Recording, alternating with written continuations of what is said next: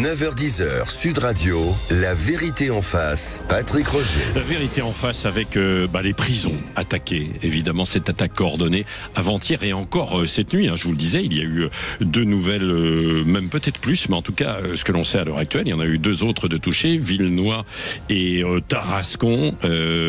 Et d'ailleurs, je l'ai dit, je recevais avant-hier l'enquête qui fait peur, Narcocratie, comment ils ont pris le pouvoir de Vincent Monnier, et c'est assez inquiétant si ça se confirme avec les narcotrafiquants. On va en parler tout à l'heure. Elisabeth Lévy, Jean-François Aquili sont avec moi dans La Vérité en face. On va revenir aussi sur l'Algérie et bien sûr aussi François Bayrou. Bonjour à tous les deux. Bonjour.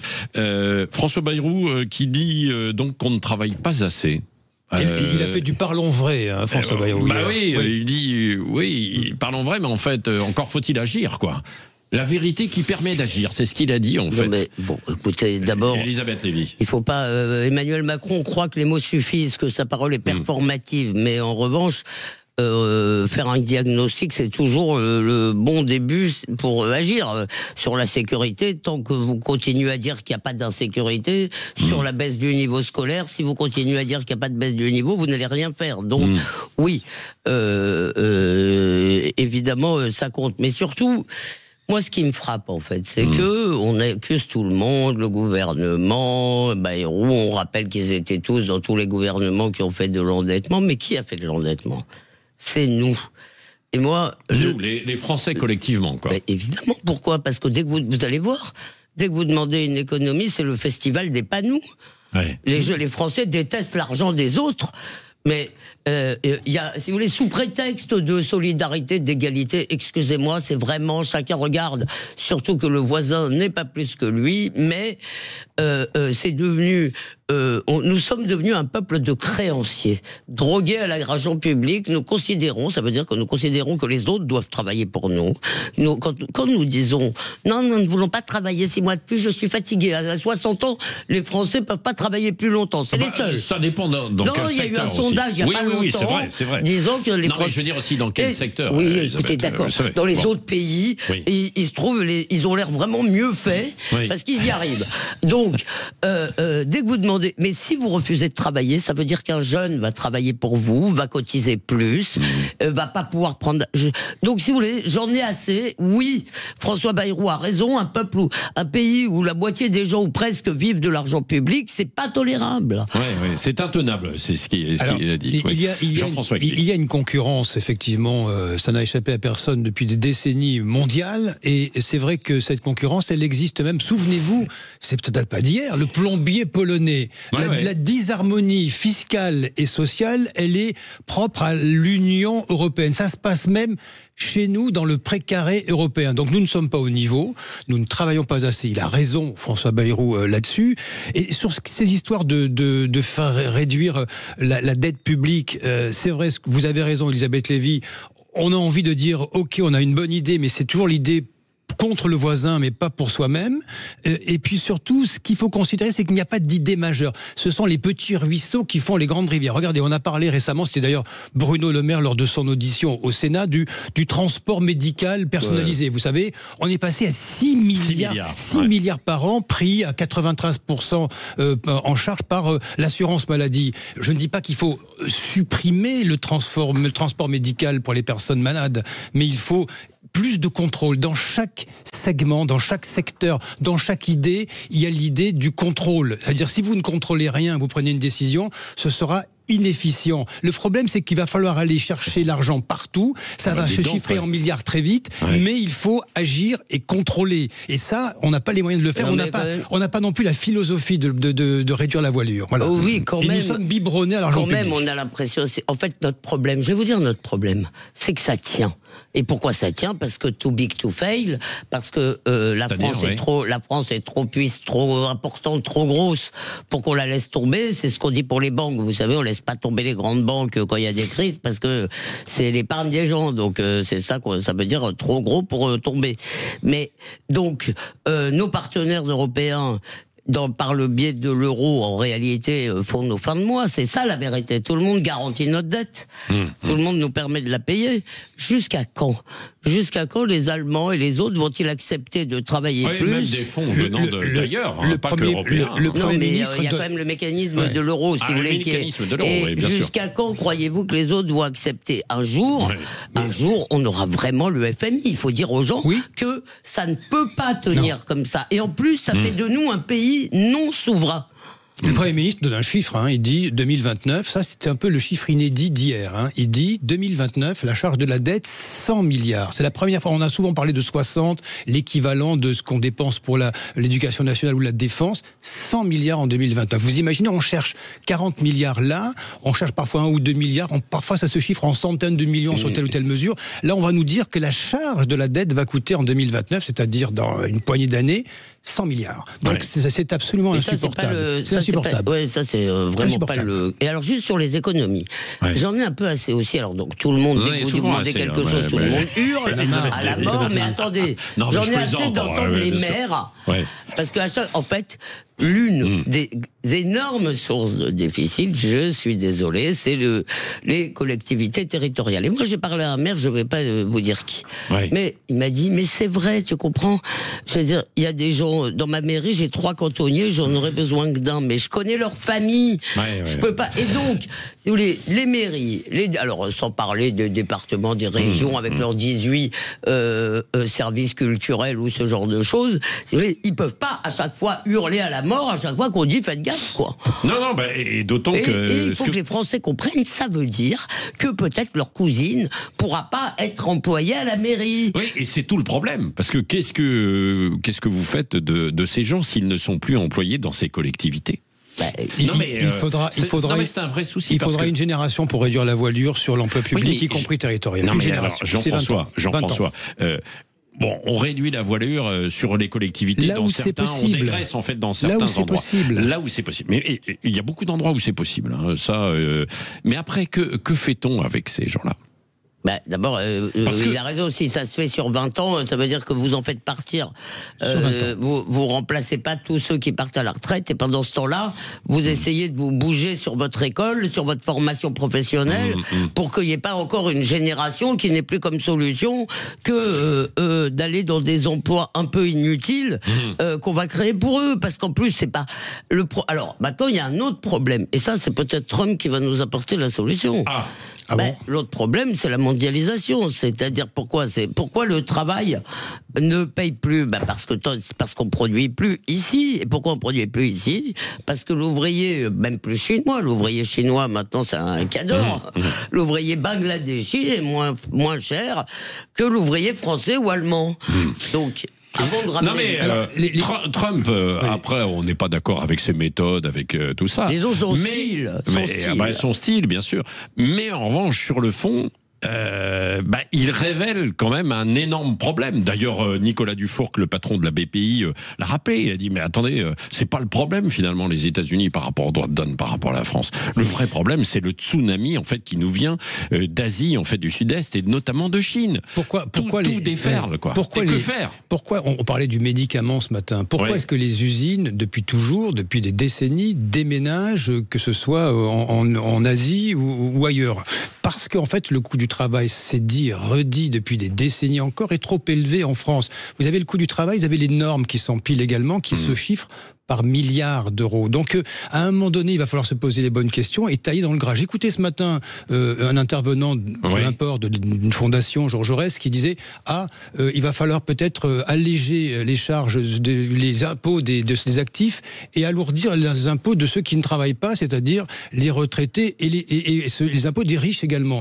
Le problème, ce n'est pas d'ajouter de la fiscalité sur les uns en allant sur les autres, c'est de peut-être faire évoluer le système, de l'assouplir. Le système, on avait parlé de flexi-sécurité, de flexibilité et de sécurité maintenue parce qu'on a un modèle quand même auquel tiennent les gens, ils ont raison. Mais la flexi-sécurité, qui n'est pas une idée de droite ou d'extrême droite ou d'ultralibérale, elle n'est même pas mise sur la table. C'est-à-dire qu'on ne veut pas remettre en question la nature même du système, il faut l'alléger. Il faut dire aux gens, vous avez raison, d'abord, vous connaissez la blague qui n'est pas si fausse que ça, c'est que la France est le seul pays où le communisme a réussi, je trouve que cette réussite. Mais on est quand même le pays le plus collectiviste du monde libre, si je puis dire. Donc, il faut accepter, si vous voulez plus de liberté, il faut accepter que vous aurez un peu moins de sécurité. Oui, l'initiative individuelle, il faut remettre de la méritocratie dans le système. Mais s'il y a plus de flexibilité, il faut aussi que les gens qui bossent soient récompensés par rapport...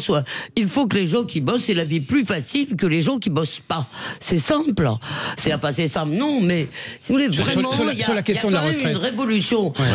Dans un pays où on nous parle enfin, la gauche nous parle de néolibéralisme. Mais c'est une blague. Il y a la moitié de l'argent qui passe, la moitié de la production du revenu qui passe par les tuyaux publics, plus de la moitié. Et on dit que non. Mais... Et sur la question de la retraite, pourquoi pas ne pas repousser l'âge légal de départ? C'est un faux débat. C'est parce que ça tient à chaque individu. Et vous avez raison, Patrick Roger. Ça tient aussi au type d'activité que nous avons exercé durant notre existence. Mais sur la retraite, le problème, c'est que oui, il faut que les seniors, et j'en suis, participent à l'effort collectif en travaillant. Le souci, c'est que passé l'âge de 50 ans, vous êtes regardé de travers. Il faut donc favoriser, assouplir le système. La fameuse déclaration du mâle blanc de plus de 50 ans, elle a fait quand même très mal. Assouplir le système en faveur de l'emploi des seniors. Ça s'est diffusé probablement, évidemment. Ça, c'est pour la com, parce que je vous rappelle que dans un pays où la moitié de la population a plus de 42 ans, je crois que c'est l'âge médian, vous êtes quand même généralement reçu à votre entretien d'embauche par un mâle blanc de plus de 50 ans. Donc, c'est vrai.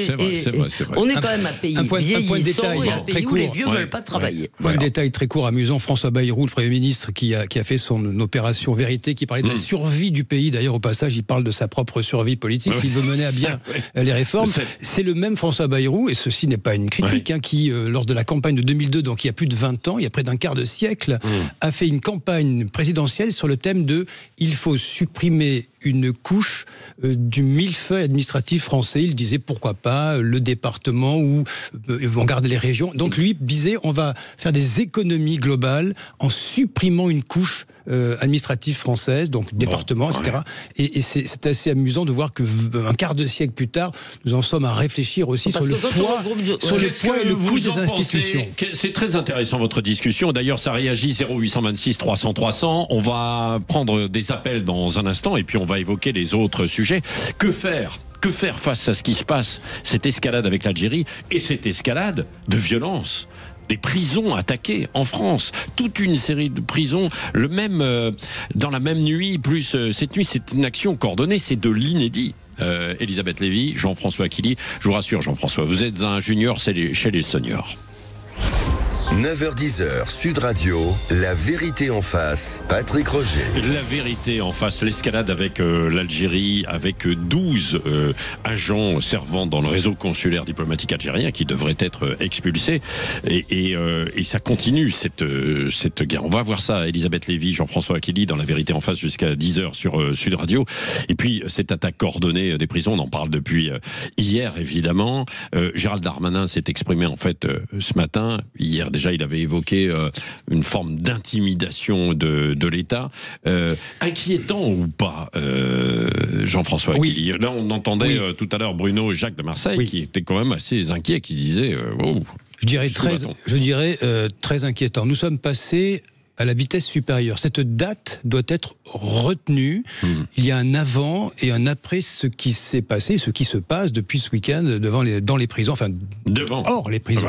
Hors les prisons, contre les prisons. Pourquoi je dis ça? Parce que vous êtes face à une action coordonnée. Alors il y a 2-3 possibilités. On a évoqué la piste du narcotrafic qui semble vraisemblable et une piste d'extrême gauche. Nous verrons bien, quelle que soit l'origine, le fait de pouvoir coordonner au niveau national contre des établissements une telle opération, alors est-ce que c'est un effet répétition des uns et des autres ou est-ce qu'il y a une forme de coordination?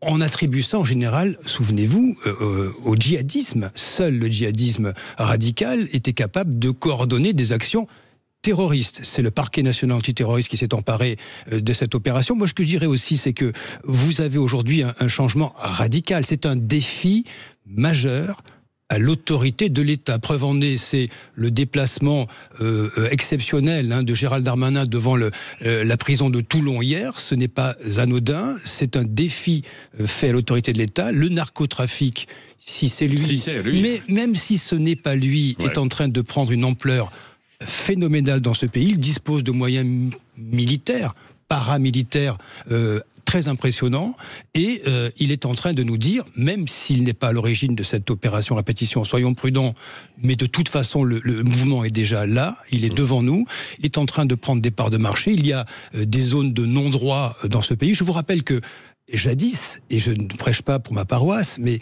la Corse était montrée du doigt lors des grandes vagues de nuit bleue terroristes insulaires, en disant c'est un pays qui échappe à tout contrôle. Désormais, vous avez... Non, c'est une contrée, un pays. Oui, je vois ce que tu dis. Un pays ou paese, on dit chez nous. Mais désormais, c'est au niveau national, face à un phénomène mondial qui va grandissant dans notre pays et qui échappe à tout contrôle. Elisabeth Lévy. Alors d'abord, il y a quand même une autre chose qui a changé, c'est que j'ai quand même le sentiment qu'on mène un peu plus la bataille. Par exemple, Gérald Darmanin a lancé son affaire de prison haute sécurité. Tout simplement, qu'est-ce qu'il a fait? Il est allé voir ce qui se passait à l'étranger. Il est allé voir comment ça avait marché en Italie. Et franchement, des fois, c'est comme aux Pays-Bas, visiblement pour autre chose, les peines courtes. Tout de suite, ça a l'air de marcher.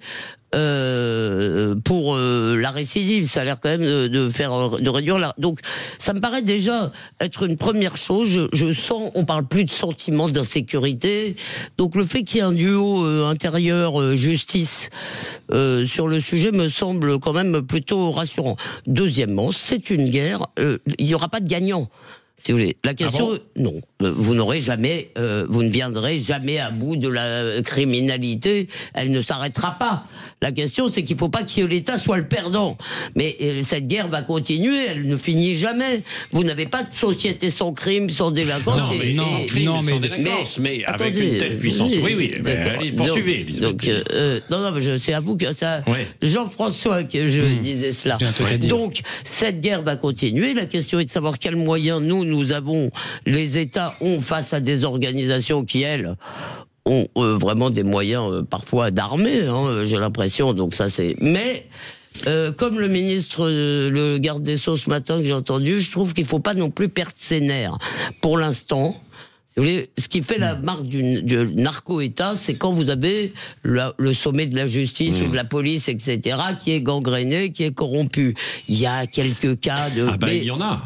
Il y a quelques cas. Vous n'avez pas, si vous voulez, personne n'a peur aujourd'hui d'entrer dans un commissariat en se disant je vais avoir affaire à un type corrompu. Écoutez, arrêtez. Oui, mais allez, alors qui est derrière tout ça? Nous ne savons pas encore, mais aller défier les établissements pénitentiaires, aller taguer, à se filmer en train de brûler des voitures, ou même aller dans la cour même de l'École nationale de l'administration pénitentiaire d'Agen, c'est quand même un défi à l'autorité de l'État, et tout ça, finalement, pour l'instant, avec une forme d'impunité. Je reviens sur mai 2024, l'évasion spectaculaire de Mohamed Amra. C'est vrai que ce n'est pas nouveau que des délinquants, des détenus s'échappent lors d'un transport, on va dire, pénitentiaire, judiciaire.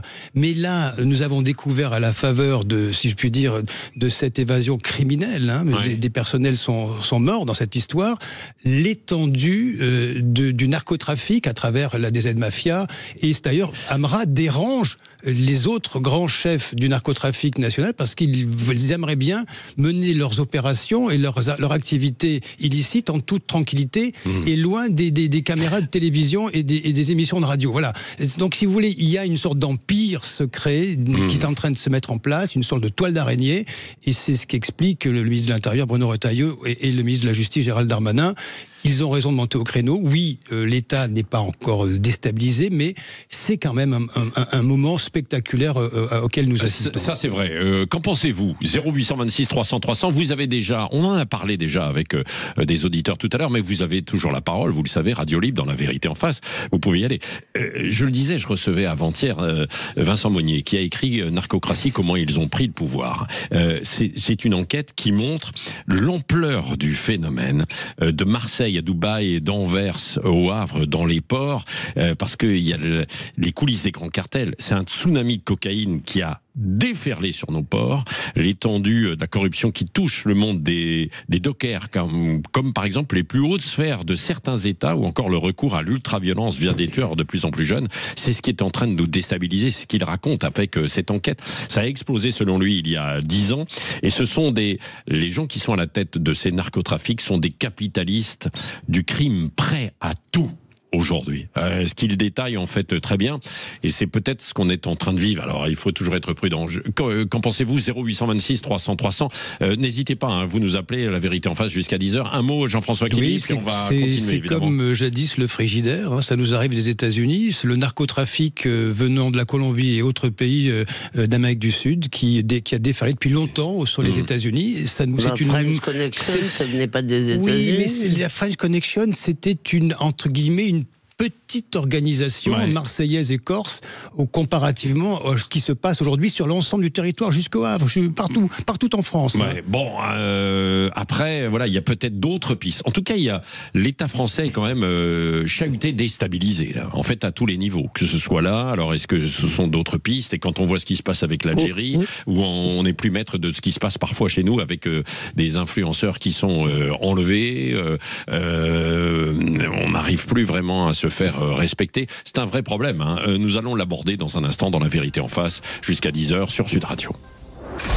9h-10h, Sud Radio, La Vérité en Face, Patrick Roger. La Vérité en Face, évidemment, sur tous les sujets qui vous font réagir. N'hésitez pas, 0826 300 300. Il nous reste quelques minutes avant de retrouver Valérie Expert dans un instant, et puis Gilles Gansman.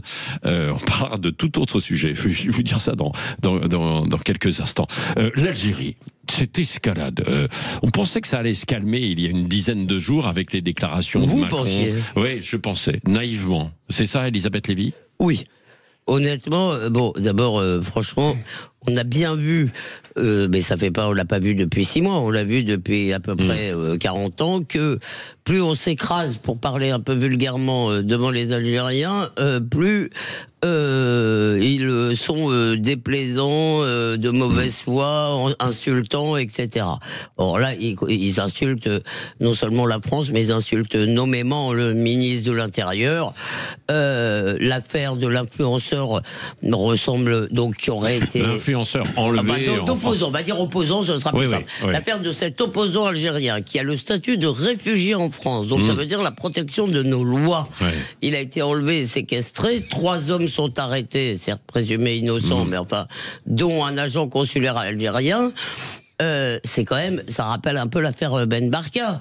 Voilà. Et troisièmement, j'essaye d'aller vite. Alors, je ne veux pas non plus me joindre au concert d'incantation où il faut montrer les dents, il faut être ferme, parce que on pense tout ça, mais c'est facile.